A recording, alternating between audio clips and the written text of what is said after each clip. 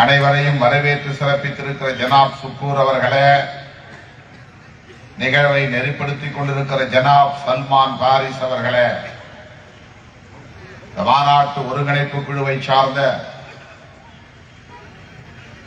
லால்பேட்டை நகர தலைவர் ஜனாப் அப்துல் வாஜித் அவர்களே, நகர செயலாளர் அல்ஹாஜ் முகமது தையூப் அவர்களே, பொருளாளர் அல்ஹாஜ் முகிபுல்லா அவர்களே, நிறைவாக நம்மிடையே நன்றி உரையாற்றவிருக்கிற தெற்கு மாவட்ட பொருளாளர் அல்ஹாஜ் ஷகாபுதீன் அவர்களே, இந்நிகழ்வில் என்னோடு வருகை தந்து இதனை சிறப்பித்துக் கொண்டிருக்கிற விடுதலை சிறுத்தைகள் கட்சியின் இஸ்லாமிய ஜனநாயக பேரவையின் மாநில செயலாளர், இந்த மண்ணின் மைந்தர் அப்துல் ரஹ்மான் அவர்களே, விடுதலை சிறுத்தைகள் கட்சியின் மாவட்ட செயலாளர் தம்பி LK மணவாளன் அவர்களே, கடலூர் மாநகராட்சியின் துணை மேயர் வழக்குரைஞர் தாமரை செல்வன் அவர்களே, கட்சியின் துணை பொதுச் செயலாளர் முன்னாள் சட்டமன்ற உறுப்பினர் அப்துல் நாசர் அவர்களே, மற்றும் தமிழ் ஒளி நீதிவல்லல்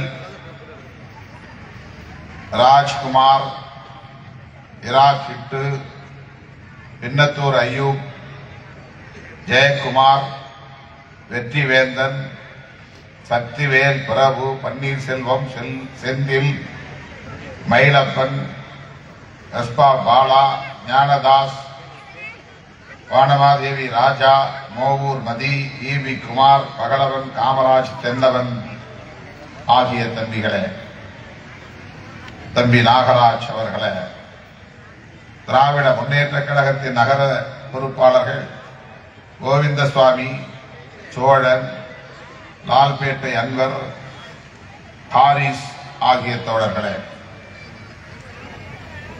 திரளாக கூடியிருக்கிற எனதருமை இஸ்லாமிய சொந்தங்களே, என் உடன் வருகை இருந்திருக்கிற என் உயிரின் உயிரான விடுதலை சிறுத்தைகளே,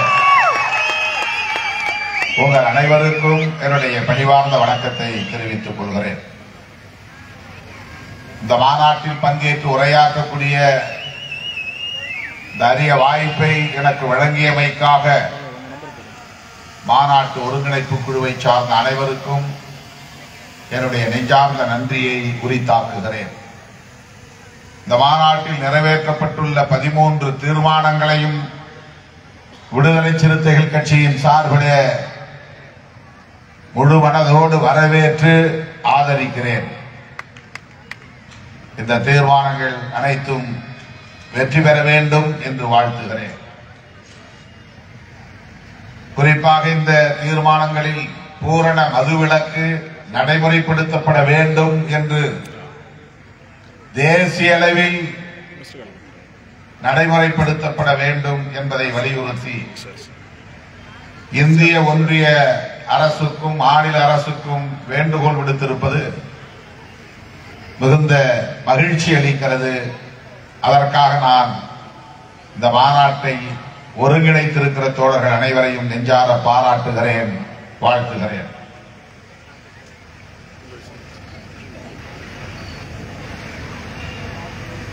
இந்த மாநாட்டு தீர்மானங்கள் சில கோரிக்கைகளை உள்ளடக்கமாக கொண்டிருக்கிறது. அதே வேளையில் தேசிய அளவில் இஸ்லாமிய சிறுபான்மை மக்களுக்கு எதிராக நடைபெற்று வரும் ஒடுக்குமுறைகளை கண்டிக்கிற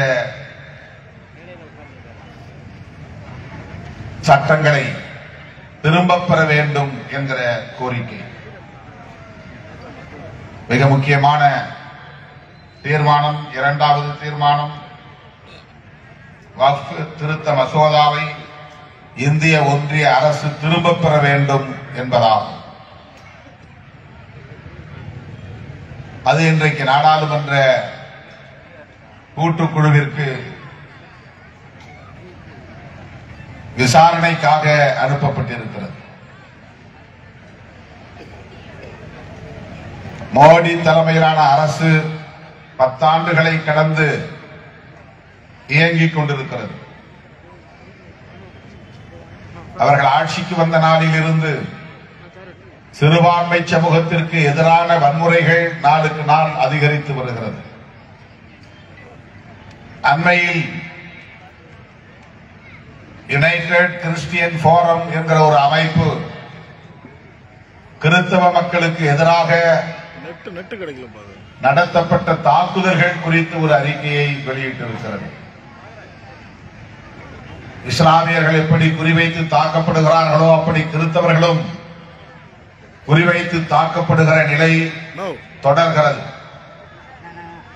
2014ஆம் ஆண்டு மோடி இந்தியாவின் பிரதமராக பொறுப்பேற்ற போது தேசிய அளவில் கிறிஸ்தவர்களுக்கு எதிரான தாக்குதல் சம்பவங்கள் 127 என்ற புள்ளி விவரம் கூறுகிறது. 2024 கடந்த ஆண்டில் இந்த 10 ஆண்டுகளில் அது பல மடங்கு உயர்ந்து 2024ஆம் ஆண்டு தாக்குதலின் எண்ணிக்கை 800க்கு மேல் உயர்ந்திருக்கிறது. இது பதிவான தாக்குதல்கள் மட்டும்தான். இது ஒரு சான்று. இஸ்லாமியர்களுக்கு எதிரான தாக்குதல்களை விவரிக்க முடியாது. கும்பல் கும்பலாக சேர்ந்து இஸ்லாமியர்களை குறிவைத்து அடித்து கும்பல் கொலை செய்யும் கலாச்சாரம் மோடி தலைமையிலான ஆட்சி இங்கே உருவான பிறகு நிகழ்ந்து வருகிறது. மாட்டு வணிகத்தில் ஈடுபடக்கூடிய இஸ்லாமியர்களை குறிவைத்து பசுவிற்கு எதிராக இவர்கள் செயல்படுகிறார்கள் என்ற காரணத்தை சொல்லி கும்பலாய் சேர்ந்து அடித்து கொலை செய்யும் ஒரு கலாச்சாரம் இங்கே வளர்ந்திருக்கிறது. அதை ஆங்கிலத்திலே லிஞ்சிங், மாப் லிஞ்சிங் என்று சொல்லுகிறார்கள். 10 பேர் 20 பேர் ஒன்று சேர்ந்து இஸ்லாமியர் ஒருவர் தனியே சிக்கிக் கொண்டால் அவரை அடித்து கொலை செய்வது என்பது திட்டமிட்டு நிகழ்த்தப்படுகிற ஒன்று. இது கொடூரமான ஒரு வன்முறை. மாட்டுக்கறி சமைக்கிறார்கள் என்று சொல்லி வீட்டுக்குள் புகுந்து உத்தரப்பிரதேசத்திலே தாத்ரி என்கிற இடத்தில் குழம்பு சட்டிக்குள்ளே கையை விட்டு இந்த கறி மாட்டுக்கறிதான் என்று சொல்லி அடித்து கொலை செய்த கொடூரம் மோடி ஆட்சியிலே நிகழ்ந்திருக்கிறது. பரவலாக நாடு முழுவதும் இது தொடர்கிறது. இஸ்லாமியர்களுக்கு எதிரான வன்முறைகளை வெறுப்பு பேச்சின் ஊடாக தூண்டி வருகிறார்கள். இஸ்லாமிய சமூகத்திற்கு எதிராக இவர்கள் பரப்புகிற இந்த வெறுப்பு அரசியல் சிறுபான்மை மக்களுக்கு, குறிப்பாக இஸ்லாமிய மக்களுக்கு பாதுகாப்பற்ற ஒரு சூழலை தேசிய அளவிலே உருவாக்கி இருக்கிறது.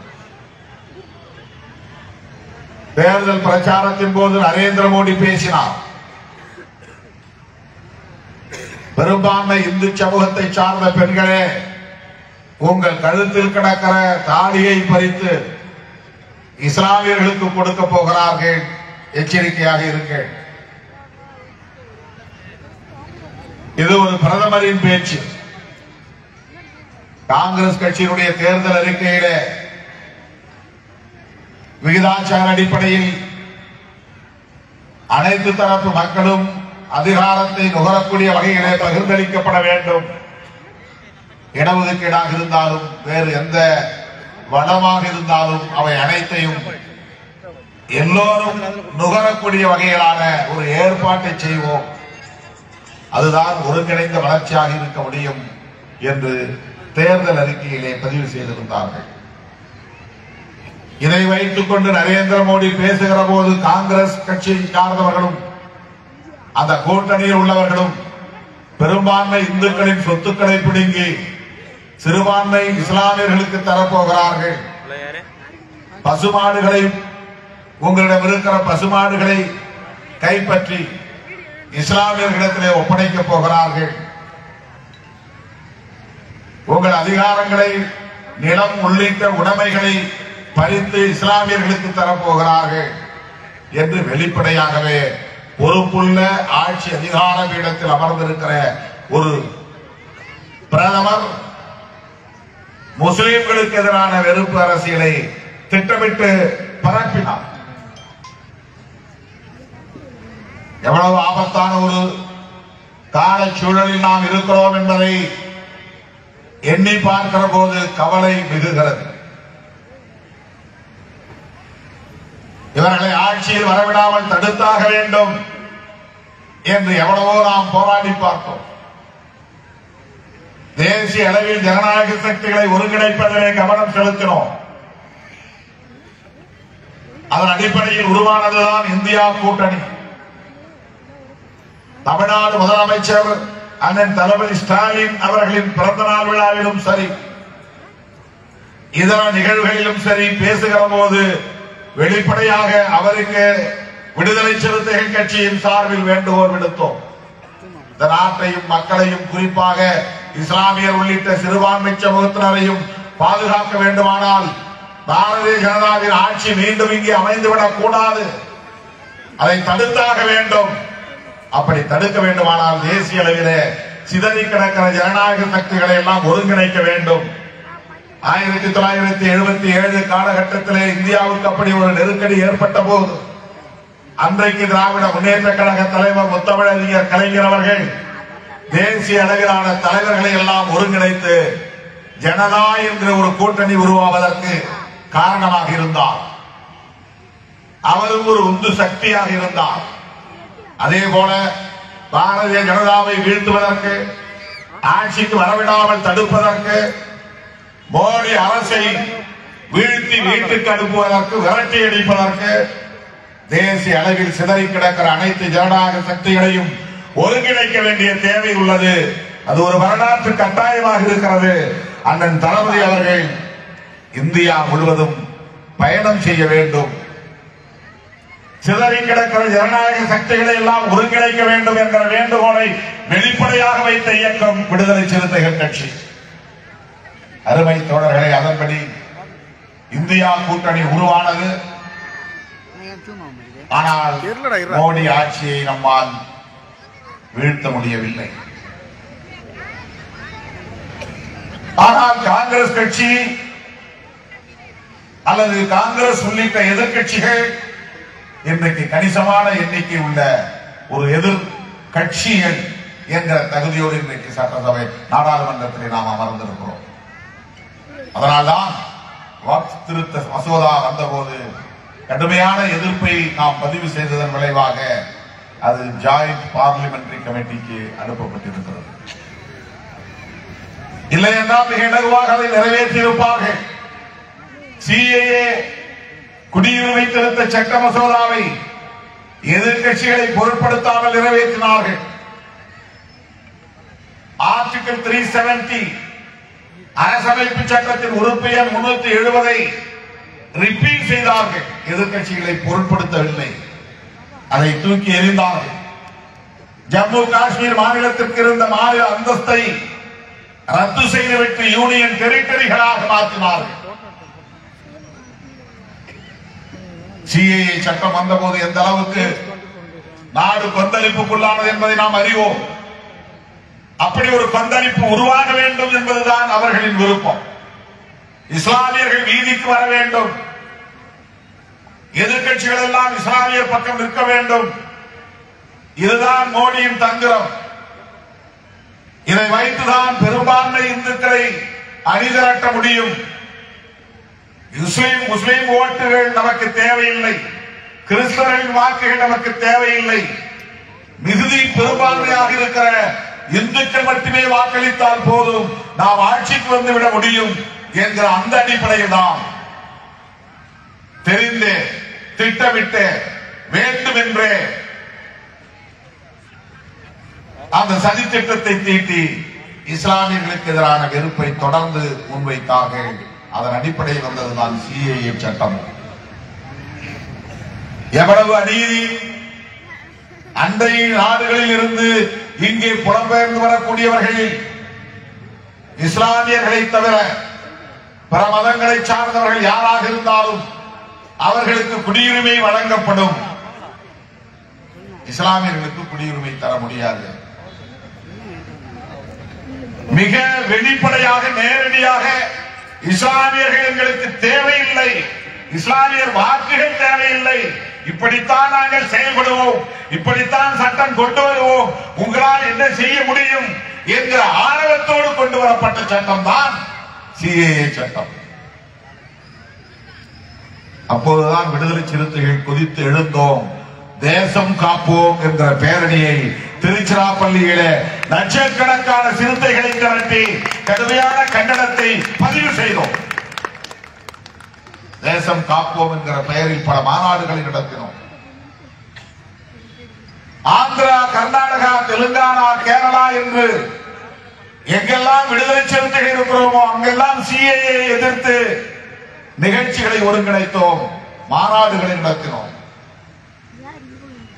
விடுதலை சிறுத்தைகள் கட்சி இஸ்லாமியர்களுக்கான ஒரு பாதுகாப்பு அரண் என்பதை அந்த காலகட்டத்தில் நாங்கள் உறுதிப்படுத்தினோம். சிஏஏ சட்டம் இஸ்லாமியர்களுக்கு எதிரான வெறுப்பை உறுதிப்படுத்துவதற்கான ஒரு சட்டம். இன்றைக்கு அது நடைமுறைக்கு வந்துவிட்டது. சோலோ மெஜாரிட்டி, அறுதி பெரும்பான்மை, எதிர்கட்சிகளை பொருட்படுத்தாத ஆணவம், கோலோச்சி, எல்லோரையும் வெளியேற்றிவிட்டு எல்லா சட்டங்களையும் ஒரே நேரத்தில் அவர்களால் நிறைவேற்ற முடிந்தது. இந்த முறை மட்டும் அவர்கள் அதே போன்ற பெரும்பான்மையோடு சந்திரபாபு நாயுடு ஆதரவு இல்லாமல், நிதிஷ்குமார் ஆதரவு இல்லாமல் ஆட்சியை கைப்பற்றக்கூடிய நிலை இருந்திருந்தால் அரசமைப்பு சட்டத்தையே தூக்கி எறிந்திருப்பார்கள். The Constitution of India, இந்த அரசமைப்பு சட்டத்தை தூக்கி எறிந்திருப்பார்கள். நீங்கள் முதல் தீர்மானத்திலேயே மதசார்பின்மை பாதுகாக்கப்பட வேண்டும் என்பதை நிறைவேற்றி இருக்கிறீர்கள். பாராட்டுகிறேன். இந்திய ஒன்றிய அரசு மதசார்பின்மையை கடைபிடிக்க வேண்டும், இந்திய அரசமைப்பு சட்டத்தை மதிக்க வேண்டும். இந்த மாநாட்டின் தீர்மானம் ஒரு மிக முக்கியமான தீர்மானம். அது இந்திய அரசமைப்பு சட்டத்தை ஒரு பொருட்டாக மதிக்காத கும்பலின் கைகளில் இன்றைக்கு ஆட்சி அதிகாரம் சிக்கியிருக்கிறது. அம்பேத்கரை போற்றுகிறார்கள், அவர் காலடியை தொட்டு வணங்குகிறார்கள். அம்பேத்கரை நாங்கள் மதிக்கிறோம், வணங்குகிறோம் என்றெல்லாம் வெளிப்படையாக பேசுகிறார்கள். ஆனால் புரட்சியாளர் அம்பேத்கர் அவர்களால் வகுத்தளிக்கப்பெற்ற அரசமைப்பு சட்டத்தை ஒரு பொருட்டாக மதிக்காத போக்கு அவர்களிடத்திலே மேலோங்கி இருக்கிறது. ஏன் அரசமைப்பு சட்டத்தை அவர்கள் எதிர்க்கிறார்கள்? ஏன் காந்தியடிகளை அவர்கள் ஏற்பதில்லை? ஏன் ஜவஹர்லால் நேருவை மிக கடுமையாக விமர்சிக்கிறார்கள்? ஏன் நாத்ராம் கோட்சேவை உயர்த்தி பிடிக்கிறார்கள்?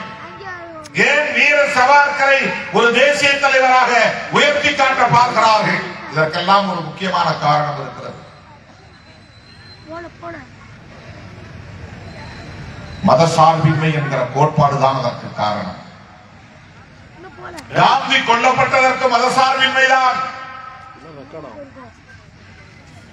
இந்திய அரசமைப்பு சட்டத்தை தூக்கி எறிய வேண்டும் என்று துடிப்பதற்கும் காரணம் மதசார்பின்மைதான்.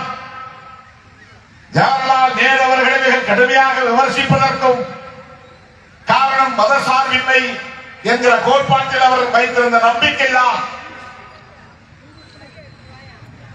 காந்தியடிகளை படுகொலை செய்வதற்கும் அவரிடம் இருந்த மதசார்பின்மை என்கிற உறுதிப்பாடுதான். இந்த நாடு பிரிவினை அடைந்தது, இரண்டு தேசங்களாக பிரிக்கப்பட்டது, பாகிஸ்தான், இந்தியா என்று.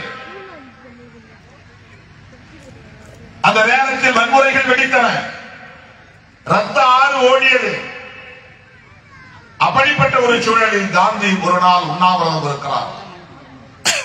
காந்தியடிகளோடு விடுதலை சிறுத்தைகளுக்கு நிறைய கருத்தியல் முரண்பாடு உண்டு, அது வேறு. ஆனால் அவருடைய அந்த தியாகத்தை நாம் குறிப்பாக இஸ்லாமிய சமூகம் எண்ணி பார்க்க வேண்டும்.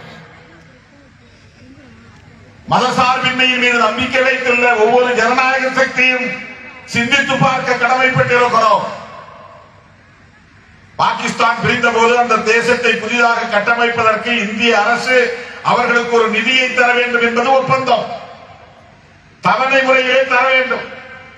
கடைசி தவணை கொடுக்கப்படாமல் காலம் தாழ்த்தப்படுகிறது. ஜவஹர்லால் நேரு அவர்களுக்கு காந்தியடிகள் வேண்டுகோள் விடுக்கிறார். அந்த கடைசி தவணை நிதியை இன்னும் ஏன் தரவில்லை என்று. ஆனாலும் கால தாழ்வு ஏற்பட்டுக் கொண்டே இருக்கிறது. காந்தியடிகள் அப்போது உண்ணாவிரதம் இருக்கிறார். ஜவஹர்லால் நேருவுக்கு கோரிக்கை வைக்கிறார். பாகிஸ்தான் பிரிந்து போய்விட்டது, ஆனால் அவர்களுக்கு தர வேண்டிய கடைசி தவணை நிதியை தர வேண்டும் என்று வலியுறுத்தி உண்ணாவிரதம் இருந்தார். மிகப்பெரிய வன்முறை நாடு முழுவதும் இஸ்லாமியர்களுக்கு எதிராக கட்டவிழ்த்து விடப்பட்ட சூழலில் அவர் நாட்டு பிரிவினை மீது உடன்பாடு உள்ளவர் இல்லை. பாகிஸ்தான் பிரியக்கூடாது என்ற கருத்து கொண்டவர் தான். பிரிந்து போய்விட்டது. ஆனாலும் அந்த நேரத்தில் இந்துக்களும் முஸ்லிம்களும் ஒற்றுமையாக இருக்க வேண்டும் என்று திரும்ப திரும்ப வலியுறுத்தினார். பாகிஸ்தானுக்கு தர வேண்டிய கடைசி தவணை தொகையை தர வேண்டும் என்று கோரி உண்ணாவிரதம் இருந்தார். இதை பொறுத்துக் கொள்ள முடியாத காரணத்தினால்தான் வீர சவார்கரின் மாணாக்கனாக இருந்த நாதுராம் கோட்சே அவரை கொலை செய்வதற்கு நியமிக்கப்படுகிறார். காந்தியடிகள் சனாதனத்தின் மீது நம்பிக்கையுள்ளவர், சாதிய கட்டமைப்பின் மீது நம்பிக்கையுள்ளவர், இந்து மதம் கட்டுக்கோப்பாக இருக்க வேண்டும் என்பதற்காக போராடியவர், ராமரின் மீது பக்தி உள்ளவர்.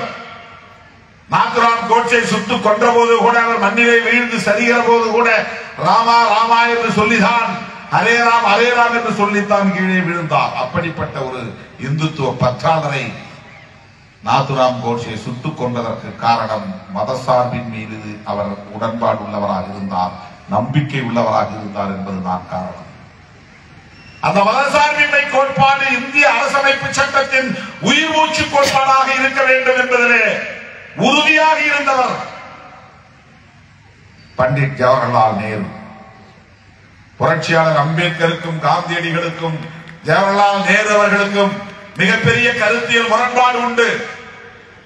காந்தியோடு நேருக்கு நேர் மோதக்கூடியவராகத்தான் இருந்தார் புரட்சியாளர் அம்பேத்கர் அவர்கள்.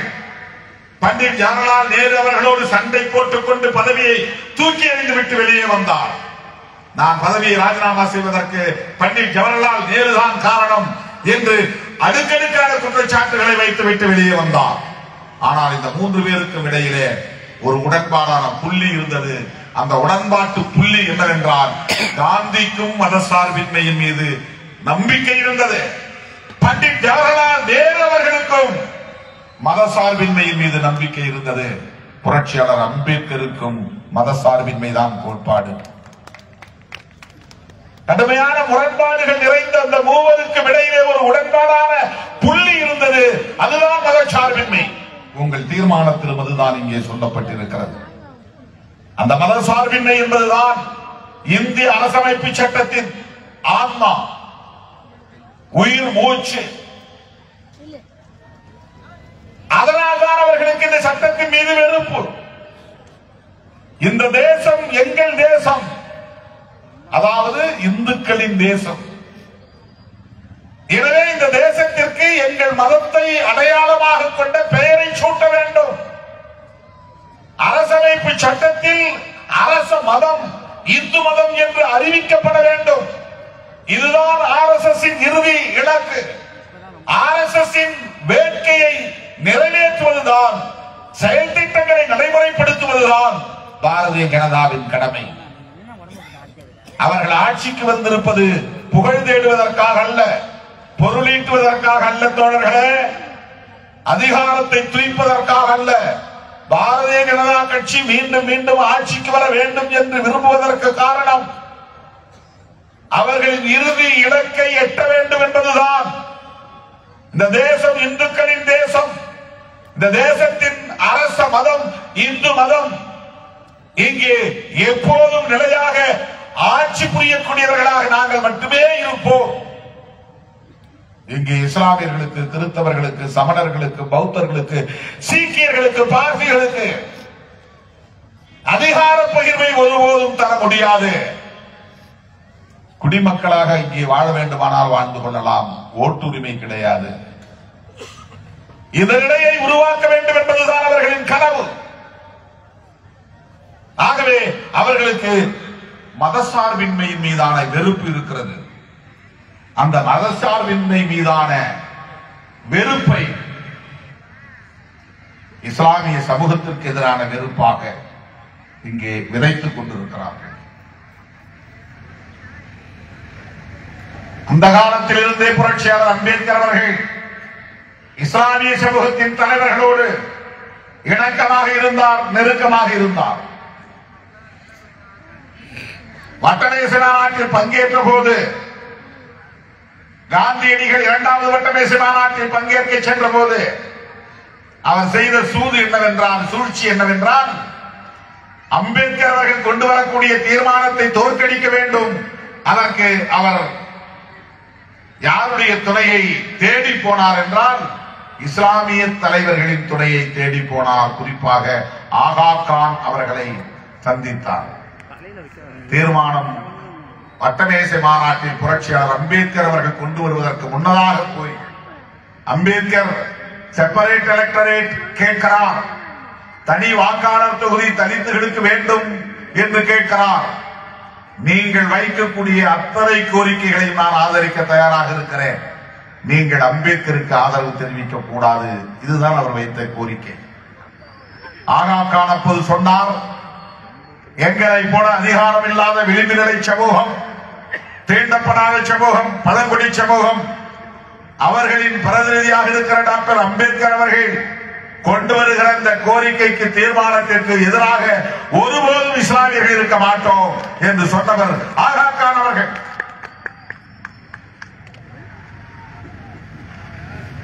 அப்படி இஸ்லாமிய சமூகத்தின் நலன்களை முன்னிறுத்துவதில் அம்பேத்கரும், தலித்துகளின் பழங்குடி மக்களின் நலன்களை உயர்த்தி பிடிப்பதில் இஸ்லாமிய சமூக தலைவர்களும் அந்த காலத்தில் ஒருங்கிணைந்து செயல்பட்டார்கள் என்பதற்கான வரலாற்று குறிப்புகள் ஏராளம் இருக்கின்றன.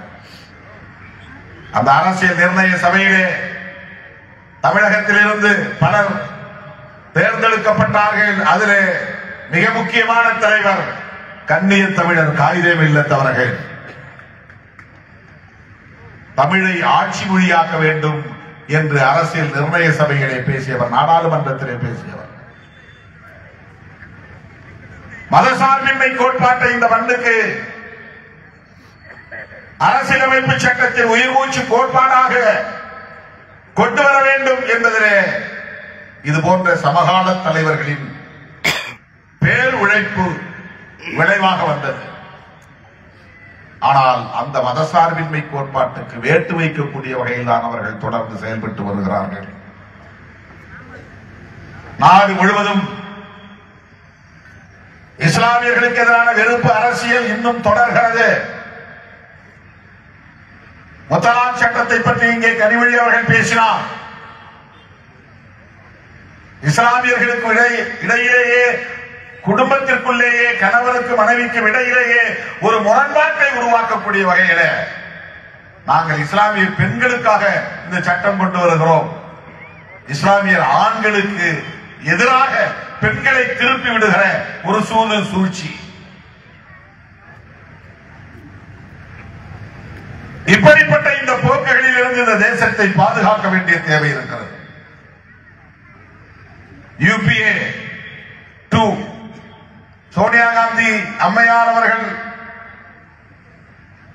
அப்போது எடுத்த முன்முயற்சியின் விளைவாக prevention of communal violences act, மதவாதத்தின் அடிப்படையில் நடைபெறுகிற வன்முறைகளை தடுப்பதற்கென்ற ஒரு தடுப்பு சட்டம், வகுப்புவாத வன்முறைகள் தடுப்பு சட்டம். எப்படி தலித்துகளுக்கு எதிராக வன்முறைகள் அட்ராசிட்டிஸ் நிகழ்வுற போது அதை தடுப்பதற்கு இன்றைக்கு பிரிவென்ஷன் ஆஃப் அட்ராசிட்டிஸ் ஆக்ட் வந்திருக்கிறது. அதை போல மதத்தின் பெயரால் சிறுபான்மை மக்களுக்கும் கிறிஸ்தவர்களுக்கும் எதிராக நடத்தப்படுகிற வன்முறைகளை தடுப்பதற்கென்று ஒரு சட்டம் மசோதாவாக அறிமுகப்படுத்தப்பட்டது. அந்த மசோதாவை நிறைவேற்ற விடாமல் இன்றைக்கு பிஜேபி மிகப்பெரிய எதிர்ப்பை தெரிவித்து தடுத்து நிறுத்திவிட்டார்கள்.